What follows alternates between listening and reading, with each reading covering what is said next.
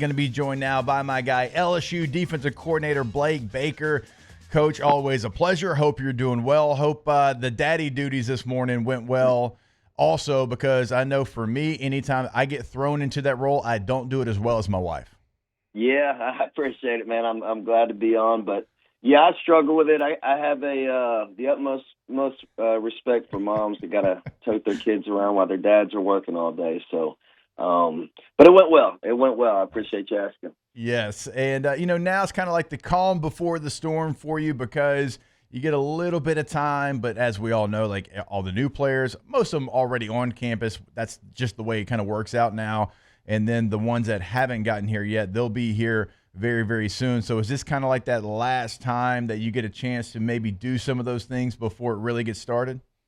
Yeah, absolutely. Like you said, I think between Friday and Saturday, we have 18 more guys coming on campus. So we still have one or two coaches out on the road. There's still some high schools finishing up with some spring games. But, yeah, this is absolutely kind of the last chance to get your ducks in a row before June starts. June, people always think that's the lightest month, but it's really quite opposite between camps, official visits, trying to get your own players ready for the season. It's quite a busy month. So, Coach, when you have veteran players that are going to be coming into the program and they're also going to get here, it's not just high school guys in that number. And anytime you take a player out of the portal that's a veteran player, like you're counting on that person to help you in the fall. So what's the process like for those players compared to maybe the high school guys? Because they have been through the process. They have been through an off season. They know what summer school is all about. Like from the football side of thing, though, like how do you make sure that they kind of integrate themselves into the team, knowing that you're probably going to need them in the fall? Yeah, I think Coach Blunt does a really good job integrating them right away into the veteran group when it comes to lifting and running. And then as coaches, like you said, they've usually played a lot of football. They're experienced, so you're moving at a quicker pace from an installation standpoint. Like we get a couple hours a week with our guys in the month of June, but usually you meet with those guys kind of separate and catch them up to speed really quick. With a freshman, you might be staying on day one install for 1 or 2 days, where it's basically like taking a mini-mester, I guess is probably the best way to put it in the academic sense. So, Coach, you and I have talked about this before, and we've talked about it on the show before. You take over last year, and the defense certainly looked different. And, it was in the hundreds before you got here and finished, I think, total defense was somewhere in the 50s. So you made a big jump, big improvement.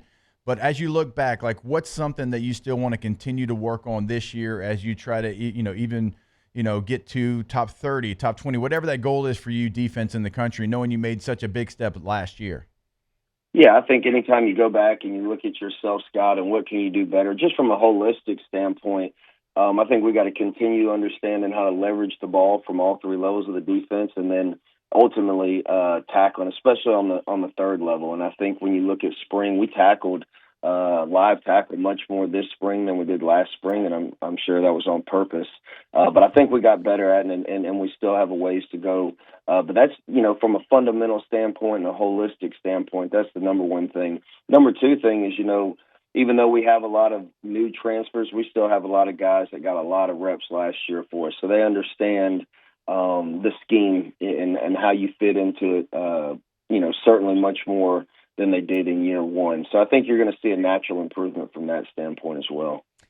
Coach, you are some of those guys that maybe they were younger players last year, but they were out there on the field that you're kind of counting on to be the guy, to kind of be the general, to be the voice of reason there on the field, the guy that gets everybody in the right spot, the guy that gets everybody fired up, and the guy that, also himself can bring it on the field. Yeah, I think, you got to start with having Harold Perkins back.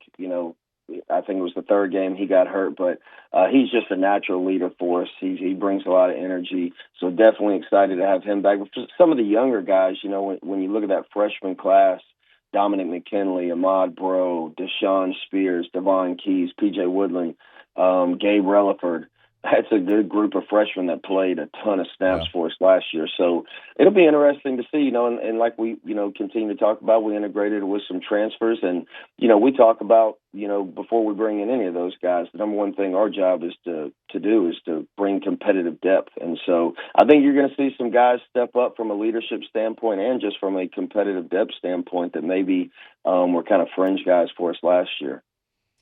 All right, Coach, I got to ask you about our guy, Whit Weeks. I saw him, I think it's probably like 2 weeks ago, and I was like, hey, my guy, like, where are you at? Are you ready to go? And he gave like oh, don't worry, my guy, I'm going to be out there. And I was like, all right, well, good, Whit. I need you out there. Like, where is he at right now? And I know, obviously, in the bowl game, I'm calling the game, Blake, and I'm like holding my breath, like, oh, my God, do not let that be something that's going to keep him out. Thankfully, it wasn't, still had to go through an off season where he wasn't out there. Where's Whit at right now? Yeah, I think we're all holding our breath. I honestly thought it was a knee when I walked out there on the field, just because I saw him got bent back. But all things considered, it was the best case scenario. He had a clean break, and his deltoid ligament ended up tearing that, and that was kind of what probably made him miss spring. But I actually see him every single day. I'm down there trying to get the shoulder right, and he's much more further ahead than I am. He's doing really well. I mean, He talked about, yesterday he was at full speed doing football drills, and more than anything, it's just a fatigue standpoint as far as the next day, getting over that soreness just from using all those muscles and ligaments again. But he's dang near 100%. And not just Whit. I mean, obviously now you're going to have 3 Weeks brothers on the team, but like Wes Weeks is somebody, Blake, that I thought like at the end of the year, and I know he had to kind of be careful. He wanted a red shirt. He was battling some injuries, but that's somebody that's not just, going to be a special teams guy. Like that's somebody I know that you don't mind putting out there. And you're going to have some tough decisions when it comes to that room, like in a very, very good way. But like that's somebody that I don't think people appreciate, what Wes Weeks can give you on the field. Yeah, Wes was a guy, even going after last spring, 2 springs ago, I sat him down and viewed him as a starter, and he was honestly competing with Greg Penn for that starting role, and unfortunately, did get banged up, but ended up working out in our favor, as far as being able to redshirt him and having him back. But he had an outstanding spring. You could tell early on in spring, just kind of, even in bowl prep, knocking some of the rust off, but he's back to where he was pre-injury last year. So, when we talk about tough decisions, it's a good thing. Last year we didn't necessarily have a lot of tough decisions to make from a depth standpoint. And our guys got to understand when you have really, really good depth, it's not a bad thing to only play 50 snaps instead of having to go out there and play 80. Especially, when you talk about the longevity of the season, with the college football playoffs and whatnot. Catching up with LSU defensive coordinator Blake Baker here on OTB, a new defensive line coach there for your defense, and somebody that we all know very well, but I know as a teammate in Kyle Williams, one of the most intense human beings that you can be around. I mean, I love listening to Kyle talk, getting guys fired up. He did it for us way back like in 2005. What is it like having Kyle back? I know you have a relationship with Kyle before he got here as well. What's it been like seeing him kind of integrate himself as a D-line coach now? It's really been seamless. I mean, it's really been quite impressive when you talk about, all the intricacies of college football. Just not the X's and O's and the coaching part is the minimal as far as, the adjustment, but the way he's picked it up in recruiting, the way he manages his room, he's really, really impressive. And the one thing that I love about Kyle is where you stand. He's pretty much a straight shooter, and I appreciate that. And I think he's done an outstanding job with our defensive tackles, and I think they're enjoying being able to get in the backfield and make some plays and doing some things differently. And you take a little bit from everything, a little bit of everything from each coach you've had, but I can see those guys really gravitating towards the style of play that we want, and he's doing a fantastic job for us. Yeah, I was actually going to ask you that because I know like every coach is going to like a different type of body type and a different skill set, but it does feel like the one that Kyle wants, and having conversations with him, knowing the player that he was, with what you're trying to get done on defense, like his coaching style, but also like kind of his mentality and when he was a player and what he tried to do, it does feel like it aligns really well with what you're trying to get done on defense. Yeah, it was one of the first things when we sat down and kind of talked about this job opening. He talked about how the NFL has changed over the years, and that's really kind of when his career took off, when he wasn't necessarily being a two-gap defensive lineman or a defensive lineman that's holding offensive linemen off linebackers, and he's able to use his speed and quickness. That's what the game's evolved to, and that's what we want here, and that's what he views the game as. So it's all married up really well.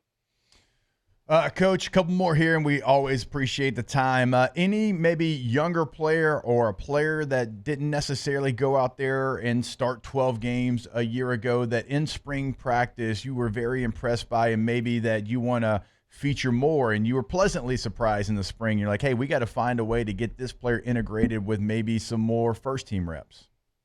Yeah, I think P.J. Woodland had an outstanding spring. Deshaun Spears, I've been very vocal about there was nobody harder on Deshaun Spears than me last year. And that's just because of the potential that young man has, and to see him starting to really break through this spring, not only from a tackling standpoint, a physical standpoint, his leadership out on the back end. He had a really outstanding spring. Those two guys in particular, Davhon Keys, he ended up starting our last 4 games. I'm challenging him from a leadership standpoint. And then Gabe Relliford. Gabe Relliford had an outstanding spring. He's one of those guys when we talk about competitive depth. He's not going to lose his reps just because we brought in 3 seniors. He's upped his game. The work that he's put in the weight room, he's changed his body. He's really worked on his flexibility. But those are 3 guys in particular I can see really taking a big role this season. Yeah, and you mentioned Spears there. It does feel like, Blake, like that safety room is going to have a bunch of guys, young, old, everywhere in between, and there's going to be, some opportunity for those players. And again, doesn't matter how old you are, where you came from, to earn some playing time. Like, is that maybe like the most open room as far as, hey, we're not naming anything, y'all got to go out there and get the job done, then we'll name some starters? Absolutely. When you look at, like you said, there's a great mix of old and young. When you look at Jordan Gilbert, you look at A.J. Halsey, those 2 guys playing a lot of snaps. Then you got Toviano, who's kind of bounced around in the secondary, but I thought he had a really good spring. Deshaun Spears is a young guy. Mansour can go back there. Tamarcus Cooley, he had a really good spring, who's a sophomore. So I think that room is really improved from a personnel standpoint here in the last 6 months, and I cannot wait to see them on the field. And we talk about, like I said 2 minutes ago, it's not about, when we talk about competing, man, we want to strive together. Like, it's not pitting one against the other. Like, let's make each other better. And I think those guys all have that mindset. A couple more, Coach. I lied to you earlier. Sorry. You're good, man. You got a tough job now that T-Bob left you, man. 3 hours by yourself. Whatever you need, man. I'm here for you. Oh, I appreciate that. And I got to give Coach a shout out, because we were at the ball field together on Saturday, and I'm like, I'm solo for the next 2 weeks. T-Bob Christian bailed on me. Flynn's not coming in until June the 2nd, and Coach, you were the man. He's like, hey, I got you. Just let me know anytime. And so I do appreciate it, because it's lonely up here on this desk, Yep, I hear you. I don't know how you do it. A lot of coffee. Oh, a ton of coffee. I've got like 3 in front of me right now. Hey, actually, I want to ask you this before I get to that last one. Today ended up being like a total meathead show, and I said that, and some people are like, wait a minute, you can't call these people meatheads. Will you please explain to the people, because that's what I am. We had Bobby Carpenter on. Yeah, we had Bobby Carpenter on earlier, Ohio State linebacker, total meathead. We got Mikey Matuk, baseball player version of a meathead. Coach, you're also in that category. Can you please explain to the people that is a term of endearment? Absolutely. It's quite the compliment. It means, it's you kind of do what you're told and do it at 100 miles per hour until you hear stop. So I find it as quite the term of endearment. Yeah, you hear stop, and then 3 seconds later, you actually do it. You might get a 15-yarder. You're hoping you don't, but you might. That's right. Maybe you do. Exactly right. Oh, I know you said you got the busy schedule. I mean, we're not going to be able to get you anywhere with the family. Are you like me? So first weekend the kids are out, we've got a tournament in Broussard, Louisiana, and Crowley, Louisiana. That is how we're going to spend our first weekend out of school. Are you in the same boat, or do we get a chance to maybe get some time away from sports and just enjoy family before you get ramped up? No, I'm like you. I believe we're headed to Hammond, Louisiana. So I learned real quick that baseball in South Louisiana is pretty serious. Yeah. So lot different than some of the other places I've been. But my boys are enjoying it. So we don't really get any time away until July. Okay. All right, Yep. yeah, Hammond, USA. There you go. I'm headed to There you Crowley. You're headed to Hammond there, and good luck, Coach. Y'all have got a I great appreciate team. Y'all's coach. Shout out to Coach Ladd. Coach, Yep. my son's one of the best that there is, and so best of luck this weekend. And I appreciate you hopping on with me for 15 minutes since T-Bob was a bad teammate and left me early. Hey, I think I ruffled his feathers when you asked me if he was a poodle. So I kind of feel bad for you, man. It's my fault. No, you were right. T-Bob, you're a poodle. Yep. Oh. He was actually probably out there interviewing for Barstool, talking about he was sick, man. Oh, no doubt. That's it. Clip it. Send it to T-Bob. Ultimate Yep. poodle. T-Bob Hebert. Blake, you're the man. Yep. I truly do appreciate you helping me out, filling some time here, giving us great insight to the LSU defense. And you said open invite, so we'll catch up again soon. Yep, absolutely, man. Appreciate it, Hester. Have a good one. All right, you as well. LSU defense coordinator Blake Baker.